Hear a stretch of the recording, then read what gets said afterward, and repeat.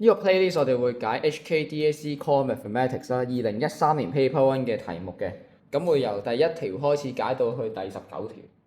好，第一條咁啊，關於咧 change of subject 嘅題目，今日咧我哋就要 make H a subject。首先咧有左右咧兩邊都有個份數啦，咁所以咧我哋就進行一個交叉相乘嘅動作，咁咧就會係得出5就乘以 H 減3啦，而右邊咧就係 K 乘翻 H 加 K 嘅。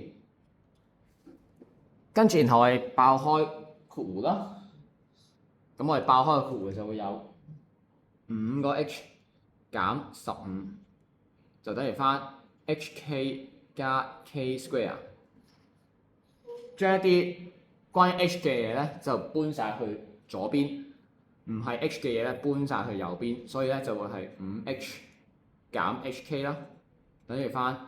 K square 加15，然後左邊 factorize 個 H 出嚟，所以就會係 H 括弧5減 K 啦，右邊係不變嘅，然後將個5減 K 咧就除翻過去右邊，所以答案就係 H 等於翻 K square 加15 over 翻5減 K 啦。